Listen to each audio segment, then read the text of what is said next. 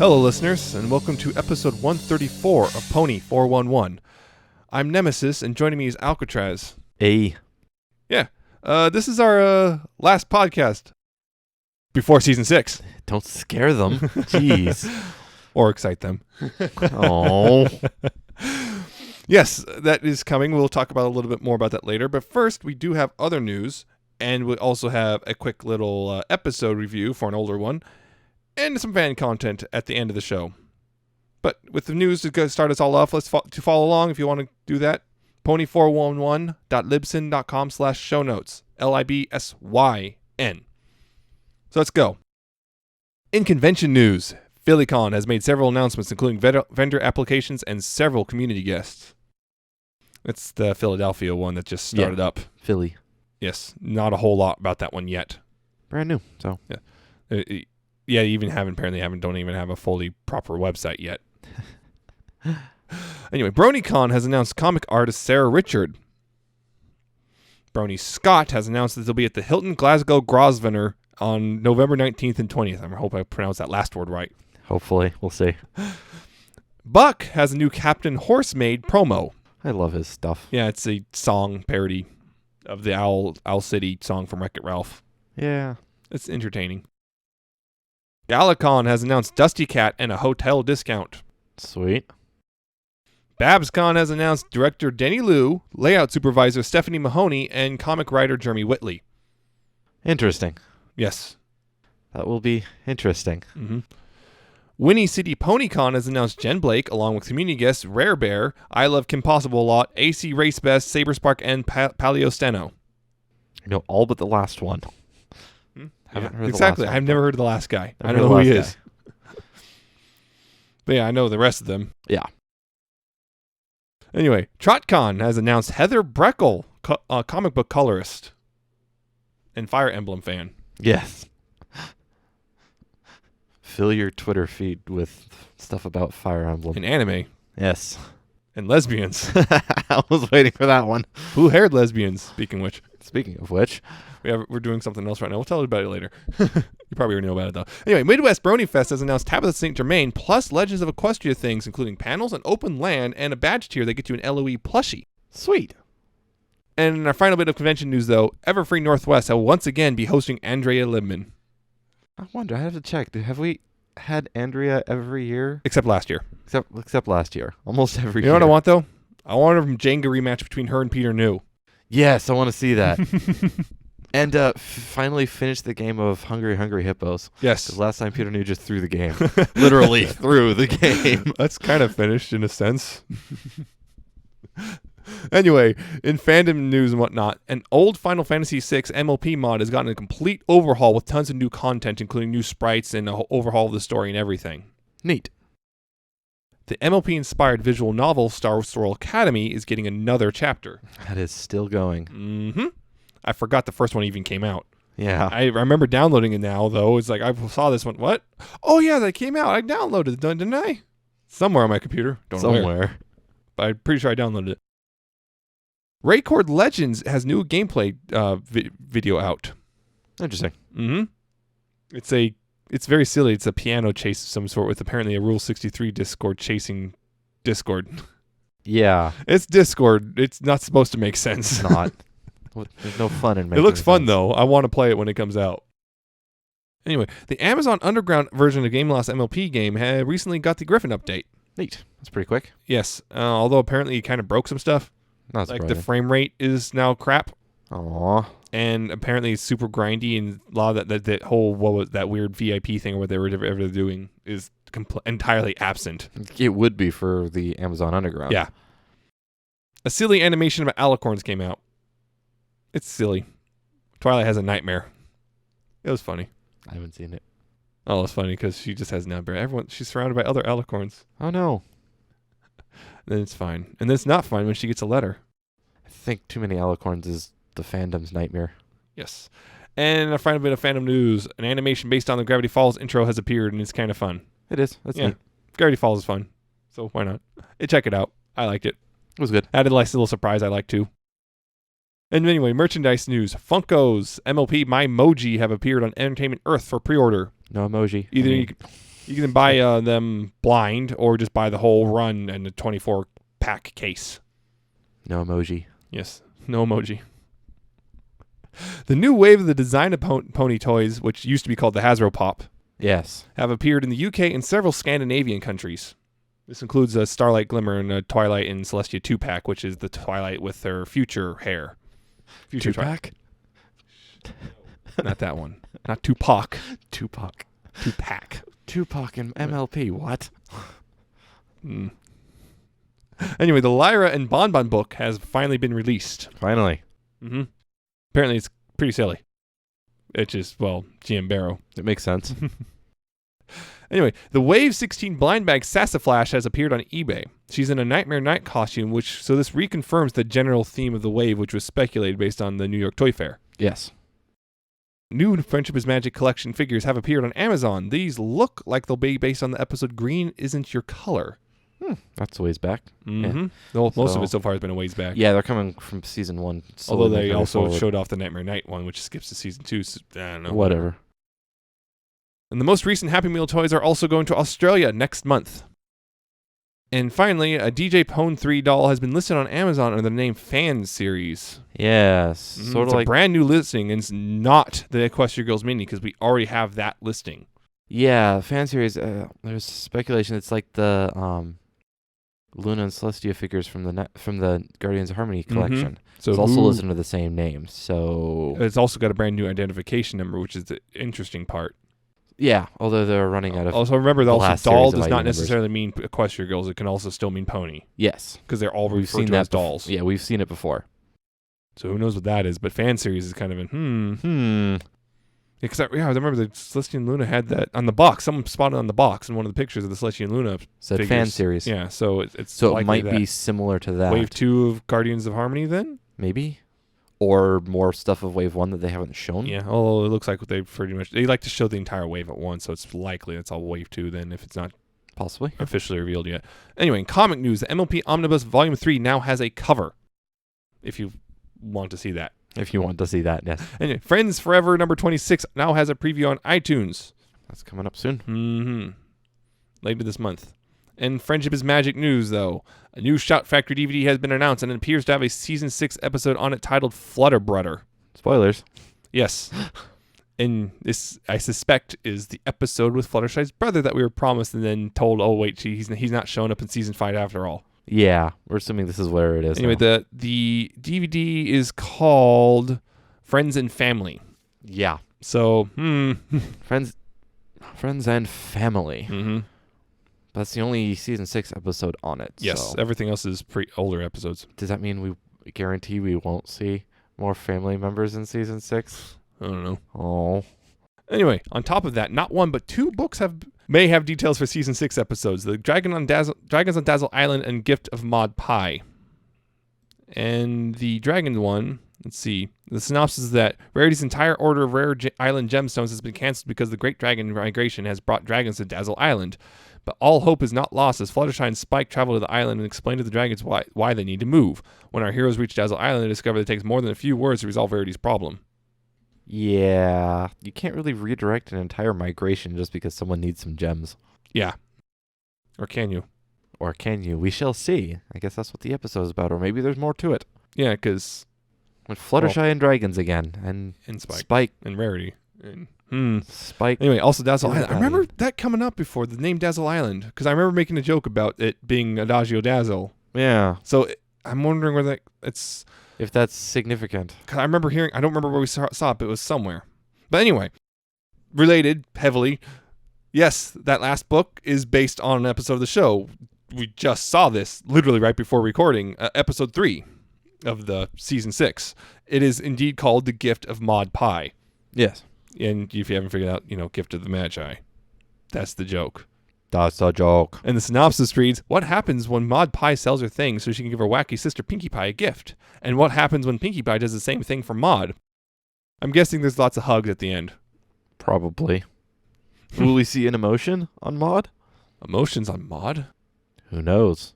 Crazier things might have happened. So, yes, that is we now have that episode is confirmed. Finally getting Yes. season 6 news. Jim Miller has also teased a bit about season 6 episode, talking about a new character that he loves to hate. Or hates to love. Mm-hmm. And he's new character. New. A lot of people started speculating. Had to speak several times. It's a new character. Yeah. Which is, People guys, were making flash reading. jokes already. Reading comprehension. Also, someone said Trixie, I think. It's like, guys, he said new. Yeah. Well, I heard some people saying it's the new Flash Sentry.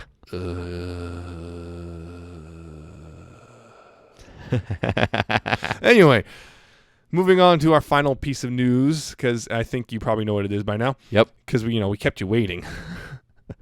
Yes, we saw the new season 6 promos, including that awesome Game of Thrones one. Yeah. And oh, hey, a new unexpected release date, March 26th. Yeah. They told us May. They told us May. And They were lied. lying to us. Remember how we told you May? Yes, that's right, you did. I lied. And we have synopses of both parts of the premiere, which is called The Crystalling. Crystalling. Yes. Part 1, the main 6 attend the crystalling of Cadence and Shining Armor's new baby at the Crystal Empire. Twilight gets the chance to present Starlight with her first friendship lesson. Interesting. Mm-hmm. In Part 2, the main 6 scramble to save the Crystal Empire from an eternal winter. Starlight struggles after the failed reunion with her old friend. So I'm assuming that's the friendship lesson. Yeah. Reunion with Sunburst, I believe Yes, was his name is Sunburst. And it's failed, apparently. Yeah, and maybe that causes the winter. Maybe No, Wendigos are involved again. I saw the promo. Apparently, yet. Flurry Heart is responsible for this winter Oh, thing. that huge magic burst thing. The baby alicorn. Hasbro, you made a mistake. Yeah. You've done goofed. Yes.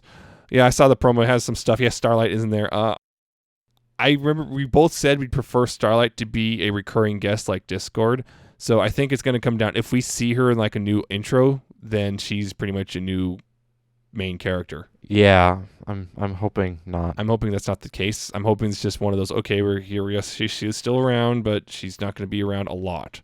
I'm hoping this plays out somewhat with like how season 4 started and season 3 ended, where it sort of ties up a couple that loose ends. thing. Yeah, or we see Starlight right in the beginning of this episode, and we have this episode sort of have some sort of connection to basically wrap up what was started in the finale, and then that's then she might appear a couple more times, but she's not a main character. Yeah, I'm hoping it goes somewhere that way. Yeah, if she shows up in the intro music thing, and then if she's added to the picture that gets sent to Celestia.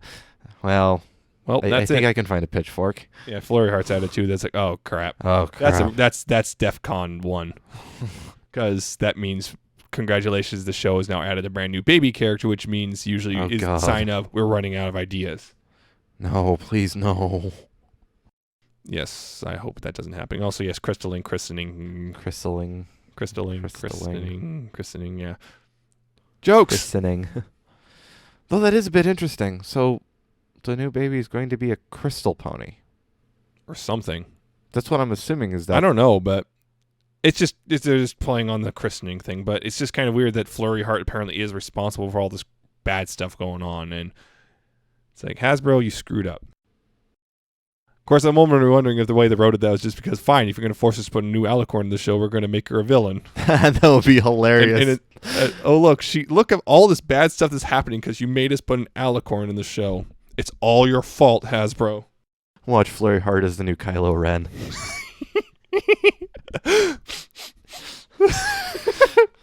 And now I have that scene playing in my head with Shining Armor. Oh. Oh. I would actually find that enjoyable, just to see them do that. And then we can see Flurry Heart get stabbed. Flurry Heart. Well, her too, but she would get stabbed. Also, you can see her whine and be angsty. But yes, that is the news, and a small spoiler. If you haven't seen it yet, well, sorry. You had your chance. You had your We're chance. late on reporting. It's not in theaters anymore. Yeah. It's about to come out on DVD and Blu-ray. What's wrong with you? Just anyway, moving on to our discussion, because this was right before season 6 happens. So we have one little episode review from the past. It's season 1. It's my favorite of season 1. It's Party of One. You like saying 1, don't you? Yes, 1. It's the loneliest number. But, yes, Party of One. Real quick synopsis. Pinky throws a party for Gummy because it's his birthday. Everyone likes it. She decides to have it so much that she likes it to, decides to throw a second party. But everyone excuses themselves because they have other things to do. She kind of finds it suspicious, and then she finds out they're avoiding her, so she gets upset and gets depressed, and then finds out that they're throwing a surprise party and everything's fine in the end.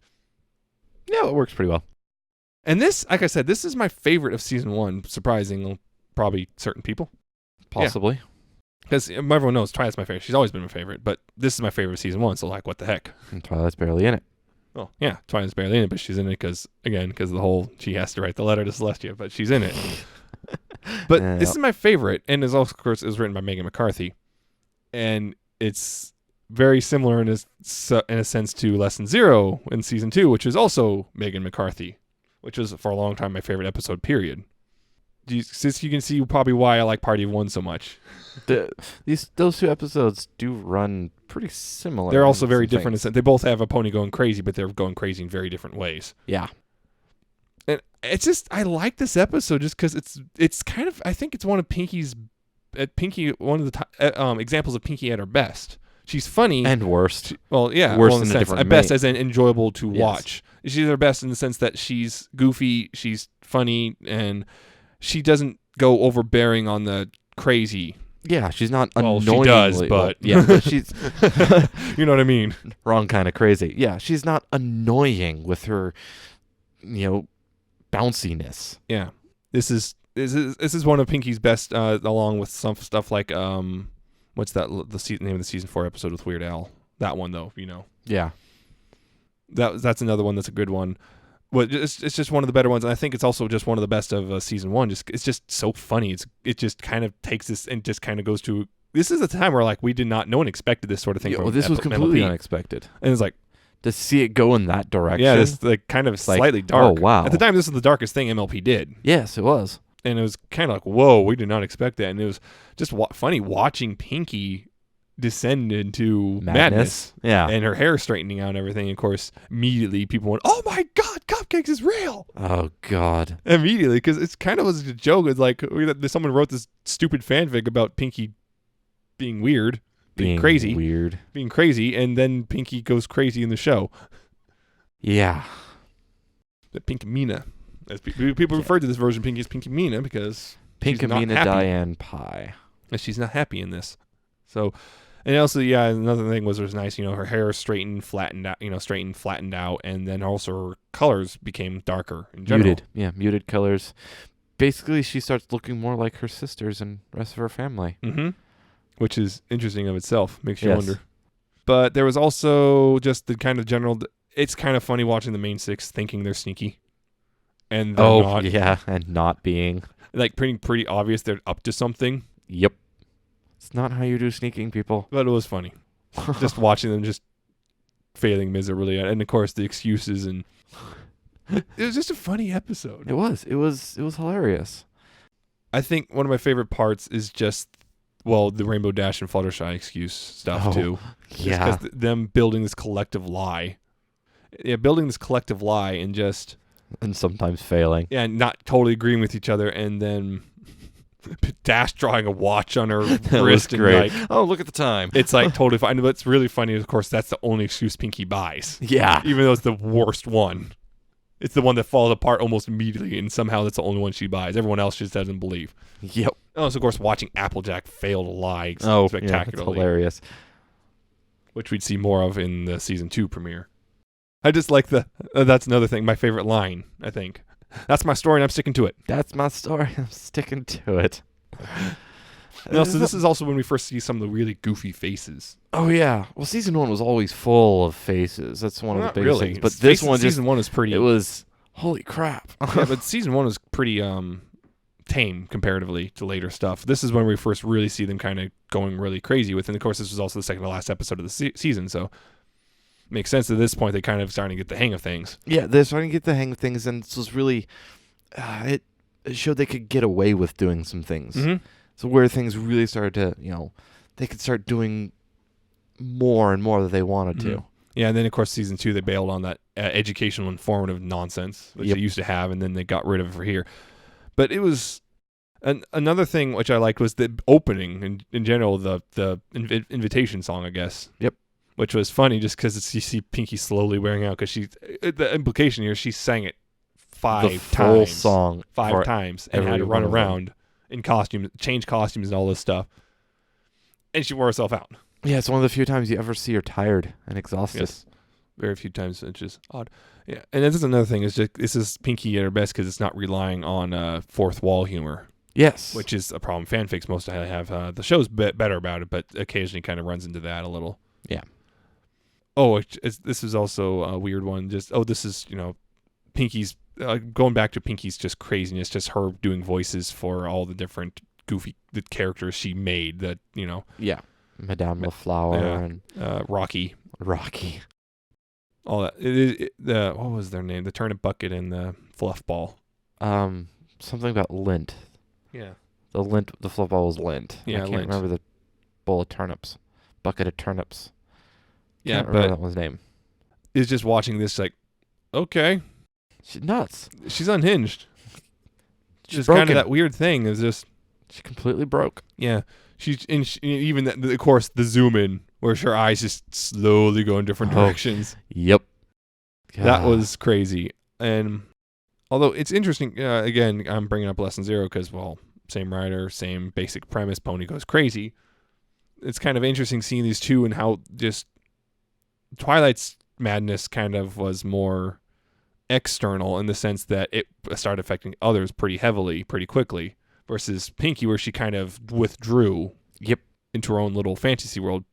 Twilight just went out and like tried to correct Pinky just withdrew. Twilight went out and tried to correct the world. Yeah. So very different methods to the madness, I guess. Yeah. I'm trying to think. Of course, the criticism is just it was season 1, so some of this animation is not as impressive as later seasons. Yeah, you go back and you watch it, and it's definitely the animation feels stiffer. Yeah, stiffer, a lot simpler too. Mm-hmm. It's a lot more basic. And I mean, this is one of the first times I also saw the light difference in lighting types. So they tried to do something pretty neat with the lighting, but also you can see how it falls apart in several ways. Like the lighting isn't 100%. The way that the chair doesn't have a correctly shaded. Pinky's not consistently shaded. The shadows are there, but only on characters, and not the background stuff. Spike is still casting his generic shadow as well. Yeah, because they always have a generic shadow when like out in daylight, but now he still has a generic shadow. But there's also a bright light shining on his face, so that generic shadow shouldn't be there. Yeah, stuff like that is there, but you see the beginnings of some decent lighting stuff, which would really come into its own later on in like season 3 and plus. Yeah. But yeah, you go back and you can definitely... It's one you don't notice it as much just watching as they come out. But then you jump back now after seeing season 5 and go back and watch season 1 again. It's like, wow, the animation has definitely improved. Yeah. I mean, we were impressed back then, but now we're super impressed with newer stuff. And now let's go back and go, wow, that's kind of archaic looking. Yep. It's weird. It is. And also the can string. Pinky listening in on Twilight. Oh, yeah. Cakes. What's this tin can doing? Yeah. Ah! I'm guessing she pulled it down with her magic, trying to inspect it, and then Pinky just yanked that sucker. So, and then snapped back and hit stuck Twilight. on her nuzzle. Her muzzle. Or nuzzle. Nuzzle's different. Nuzzle's different. You can nuzzle with your muzzle, though. Yes. Yes, I think this still holds up as my favorite of season 1. It is good. It is a great episode. It's like when I tell people this is Party of 1 of my favorites, like, what, really? I thought you like Twilight. I do. But Party of 1 is just a really good episode. It is. It is a really good episode. Because, well, back in season 1, Twilight was just often there holding the plot together. She was kind of the straight person with fixing everyone else's problems, which they changed in season 2 forward mostly. Yeah, especially right in the beginning. Mm-hmm. She's the one with the problem. Yeah. So, yeah, if you know, season 1 is mostly her fixing everyone else's problems. Sometimes failing, but still trying to fix them. Yeah. And she was the one who learned a lesson because of other people's stuff. And now, and then season 2, they changed the whole dynamic and things have gone forward from there. So, overall, very nice. Yeah, I still think it holds up. It's a very nice episode. I love it still. Yep. Still my favorite season 1. Although even though it's my favorite season 1 because of how season 1 is, I think it would be kind of low if I made the massive list of all the episodes in order. Oh, jeez. It'd be kind of low, I think. Still, wind up being low just because of other episodes. Other episodes episodes just that kind come of out, they're kicked its butt. even better. Anyway, so I guess that's it. It's not a very long discussion, not surprising. It isn't. I mean, there's only so much we can talk about Party of One that hasn't already been discussed so many times elsewhere. What's in the bag? The chase scene, though. Just that chase scene, the Pepe Le Pew style chase scene. Well, not this one. This one is more just Pinky being impossibly fast. Just already and there. And of course, when they get to the barn and then Applejack's really trying desperately to make excuses and the face is there, just the nope and everything. Yeah. That was good. That was hilarious. That was very good. And, this is Gummy being Gummy. Gummy. Separate eye blinks, just standing there. It's Gummy. It's Gummy. Having his existential crisis that we don't get to hear about until seasons later. Yes. Okay, yeah, I think now we're kind of done. Now we're... So, to move on, I guess, to fan content, we got 3 songs, so Alcatraz is going to talk about those. I am. So, like I said, 3 songs today that I found. The first one I've got is Lost on the Moon, remixed by Micro Thunder.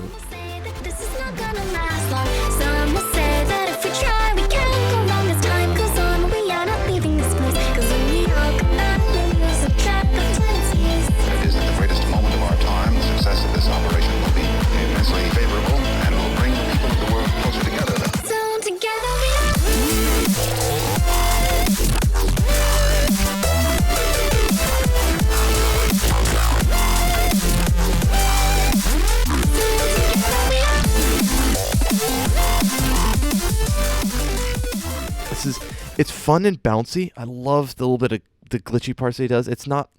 I know we've featured him a few times in the past, and I know you personally have some issues where he just takes it and speeds it up. This one definitely he does put his own spin on it. It's not just a sped up remix of actual... Yeah. But yeah, I thought it was really, really good. Though the ending where it detunes was kind of a little bit odd. But overall, I thought it was pretty good. Yeah. There's a couple things. Occasionally, I felt like the vocals got overpowered by his remix stuff. A couple times. There's a few times spots in the beginning that were a little messy. Yeah, I think it took... There was a couple spots in the beginning, yeah. Like messy, like all of a sudden, I swear, I don't think this is the case, but almost felt like things got a little off beat for a bit, and then like the beat was slightly screwed up. I don't know what it was exactly, but it just felt very messy, and that's probably what the problem was. It just the mess. It just kind of didn't feel like it was all coherent in the beginning, but then it kind of corrected itself a little bit in. But overall, it's actually a pretty good song. Yeah. I think it's mostly the beginning where the problems are, and then it kind of fixes itself about a third of the way through. Yeah, I'll agree with that one. The next one I have is Calm Wind by Undreamed Panic.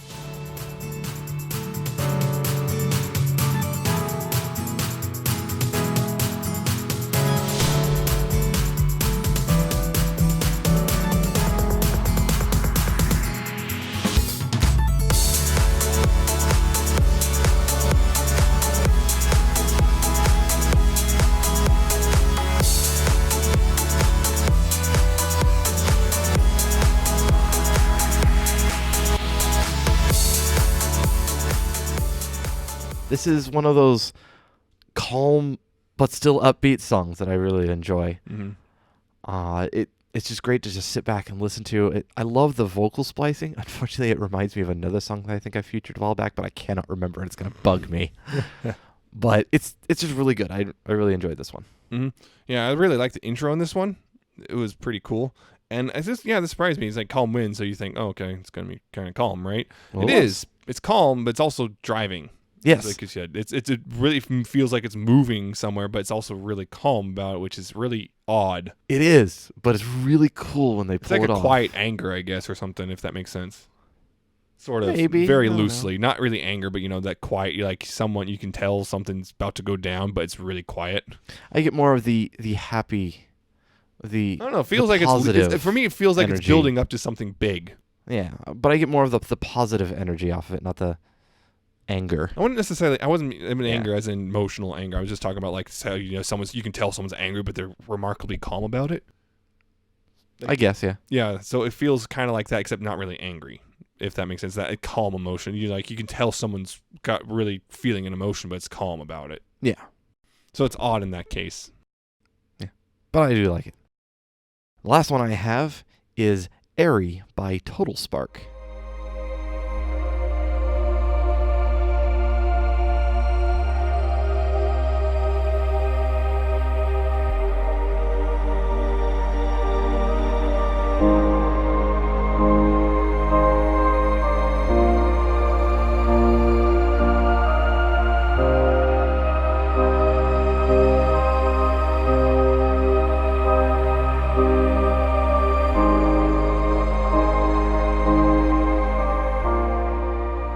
This is another calm ambient song. This one doesn't have that driving bit that the last one did, but it's just calm and ambient.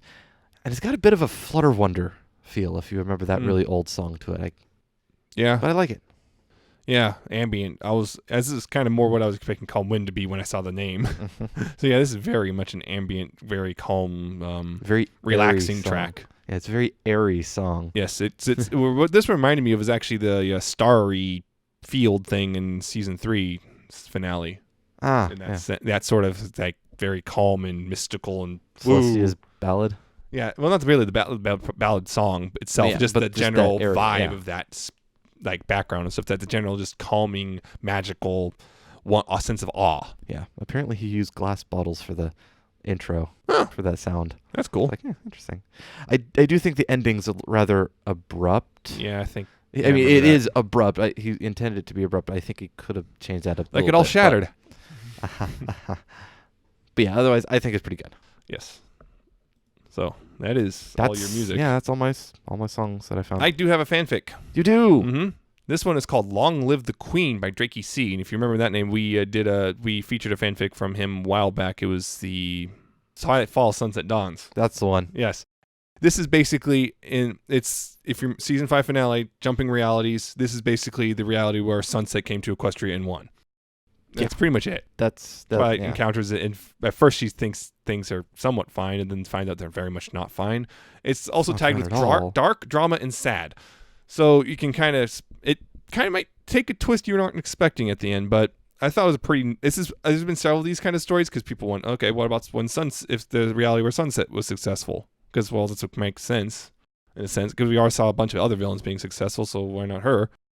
And I think this is probably the best one. This is pretty much the best one I've seen of all of them. This is actually kind of getting into who Sunset and everything and her attitude and everything about that. Yeah, I thought it was okay. I wasn't super huge happy about it, but it was all right. It wasn't bad. There were a few typos, though. Yeah, there were. Some typos and some grammatical errors. A few, but I think overall, those I think it still is the best version of this sort of idea I've seen of the alternate universe of Sunset succeeding. Right. And Twilight being it's one of the better ones because it just kind of examines Sunset herself and kind of how she'd possibly react after she won. Yeah. I liked how it went, though. I sort of saw it coming from the beginning. Yeah, it wasn't surprising to me at all. Yeah, I saw where it was going. Then again, who knows? You might be surprised. There's a couple points in it that I wasn't a huge fan. A couple story points and how they explained how certain things happened. Yeah. I was like, okay, I guess I can go with it, but it wasn't so. But overall, it was readable. It was all right. So that's the featured one, and I have 2 updates. Sunset Shimmer: The Mysterious Mare Duel did update with another chapter, in which someone attacks and Sunset does stuff, and there's a fight. It's cool. And the Enchanted Library also updated with 1 new chapter. This is the rare Twi fic, although that seems to be kind of taking backseat. And this one, basically, Twilight and Rarity kind of experiment with a spell, pretty much. Yes. And they talk a bit, and Rarity comes to some realizations. Yes. So, yes, that is it for the fanfics, which means that is it for this episode. Yeah. If you enjoyed it and you want to hear past and future episodes, you can go to pony411.libsyn.com. That's Libsyn. You can also find us on YouTube, youtube.com/pony411. Like, comment, subscribe, all that stuff. Yep. Speaking of YouTube, we also have our other channel, Pony411 Plays. Currently, we are playing Life is Strange. By the time you hear this, we have started episode 4 of that, although we have actually finished the game entirely. Yeah. Alcatraz became a pile of emotions several Yes, times. I did. It was interesting to watch. Kind of funny, It too. was interesting to experience. Yeah, so we'll be finishing that up. We have a couple other things we're gonna do before we get to season 6 with that, so just stay tuned there. It's linked on our main YouTube channel because the link itself is kind of long and random. You can also listen to episodes, again, getting back to episodes of the podcast, you can listen to them on iTunes, search for Pony411 there, and subscribe and review and all that stuff. You can listen via Stitcher at Stitcher.com or the Stitcher apps on iOS or Android. You can also find us on Ponyville FM. Well, pretty soon it'll be every Tuesday, but right now still it's every other Tuesday at 6 p.m. Pacific, 9 p.m. Eastern, I think. Daylight saving time may have screwed that up. Yeah. Or you can tune in via ponyvillelive.com. We're there on it'll be updating right as the YouTube version goes up, so you can check it out there if you want. And that should be every version. Yeah. Of course, if you want to contact us, you can do so at pony411podcast@gmail.com. If you want to, comments, criticisms, questions, concerns, hints to stuff going on behind the scenes that you have, you're privy to, whatever, or you just want us to tell us about some cool thing you're doing, and you want us to tell other people about it, we'll do that too. If it's something we're willing to talk about, certain things we won't talk about. Yeah. You can also contact us via Facebook. Facebook.com/pony411. Episodes go up there as well. You can like us, all that stuff. Good stuff. Or we're on Twitter. We're at Pony411. That's our main way of doing stuff. That's where we usually post new episodes as they come out, including the aforementioned Let's Play of Life is Strange right now. We also just sometimes make dumb jokes. Or just alert you what's going on in general. Or tell you, by the way, we're going to BronyCan. Yes. Unless things go horribly wrong, as I said. Yep. BronyCan in August, so if you're going to that, cool, you can see us there. Yep. We're also going to Neverfree in May. That's 2. Yep. Hopefully things don't fall flat on Yeah. their face and explode, and that would be bad. Yeah, that would be bad. Let's hope they don't. Yes. You can also follow us on our personal Twitters. I'm at Nemesis Prime 1. He's at Alcatraz with a 7 and an underscore at the end.